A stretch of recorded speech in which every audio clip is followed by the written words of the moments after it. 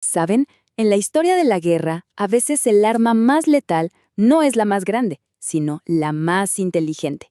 Hoy vamos a meternos de lleno en el nacimiento de un buque de guerra que lo cambió todo, la fragata. Y lo haremos a través de la historia de la Armada Española. Es una historia de necesidad, de ingenio y de una innovación que iba a cambiar por completo las reglas del juego en el mar. Y todo arranca con una pregunta clave. ¿Cómo puede ser que la armada más poderosa del planeta tuviera un punto ciego tan evidente? Estamos a finales del siglo XVI, principios del XVII, España domina los océanos, pero se enfrenta a un problema para el que sus barcos más poderosos, simplemente no servían. A ver, el problema estratégico era dolorosamente claro. Los enormes y potentísimos galeones españoles eran el corazón de la flota, el martillo de la armada, sin duda, pero resultaban casi inútiles contra una amenaza totalmente nueva, una que era ágil, rapidísima y muy escurridiza, que los acechaba en sus propias rutas comerciales. Y aquí vemos el desajuste es total. Por un lado, el galeón, un titán diseñado para batallas épicas en mar abierto. Pero claro, era lento, pesado, y su calado, o sea, lo profundo que era su casco, le impedía perseguir a nadie en las aguas poco profundas del Caribe o en los bancos de arena de Flandes. Eran, literalmente, dos mundos distintos que chocaban de la peor manera. Entonces, ¿qué se hace ante este dilema? Pues la Armada Española se puso a buscar, a experimentar para crear un nuevo tipo de barco. Y ojo, como pasa con casi todas las grandes innovaciones, no fue que a alguien se le prendió la lamparita de un día para otro. No, para nada. Fue un proceso de prueba y error, lleno de experimentos y, la verdad, de algunos fracasos bastante nobles. El primer gran experimento fue el galeón agalerado, de Pedro Méndez de Avilés. En teoría, la idea sonaba muy lógica. A ver, pensemos. Tomamos la poderosa estructura del galeón y le damos la velocidad de una galera.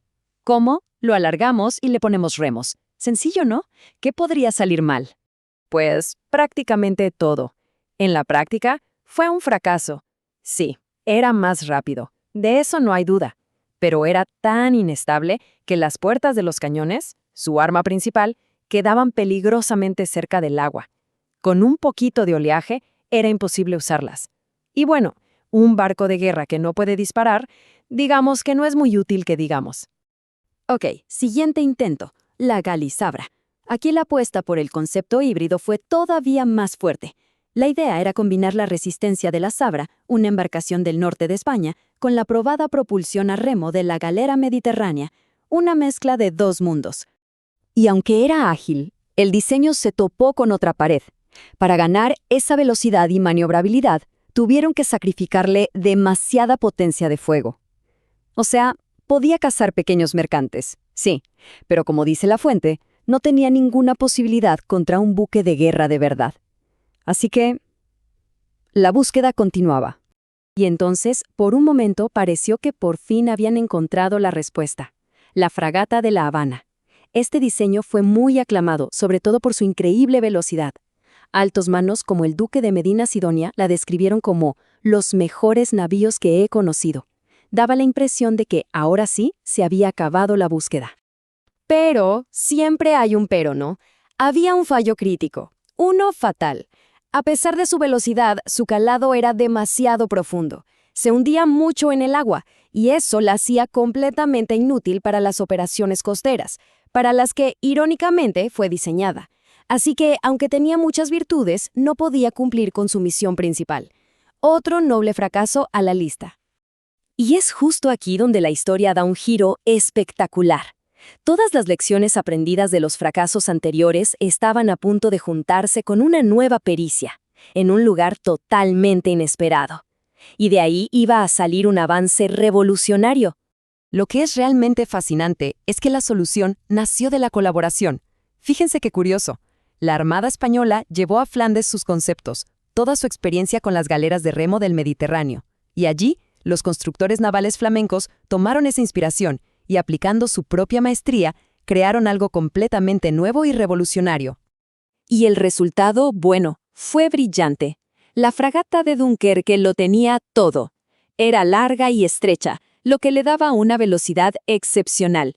Tenía remos para moverse sin viento y maniobrar con una precisión increíble.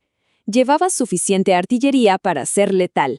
Y lo más importante de todo, tenía un calado reducido. Habían resuelto todos y cada uno de los problemas anteriores en un solo diseño. El historiador Robert A. Stradling lo resume a la perfección. No era solo un buen barco, era el barco perfecto para su misión y su entorno. Una herramienta de guerra diseñada con una precisión asombrosa. Ahora, pasemos del diseño a su impacto en el mundo real. Porque una vez que esta nueva arma fue desatada, los resultados fueron sencillamente asombrosos. Y aquí las cifras hablan por sí solas. 2.660. Pensemos un momento en esa cifra. Ese es el número total de barcos enemigos capturados o hundidos por los corsarios con base en Dunkirk en solo 12 años, entre 1626 y 1638. Una barbaridad. Y si desglosamos los datos, vemos una estrategia de dos puntas. La Armada Real, con un enfoque puramente militar, hundía casi tantos barcos como los que capturaba. Su objetivo era la destrucción. Los corsarios privados, en cambio, buscaban el beneficio, capturaban masivamente y hundían solo cuando era necesario. Esto demuestra la increíble versatilidad de la fragata para ambos trabajos. 6.426.049. Eso no es solo un número, es el valor económico de los barcos capturados, en escudos de la época. Una auténtica fortuna que estaba siendo drenada directamente de las economías de los enemigos de España. Y para poner esa cifra en perspectiva, con el valor de lo capturado se podrían haber financiado 642 fragatas más. Es decir, el arma no solo era efectiva, sino que prácticamente se pagaba a sí misma mientras infligía un daño económico y militar masivo.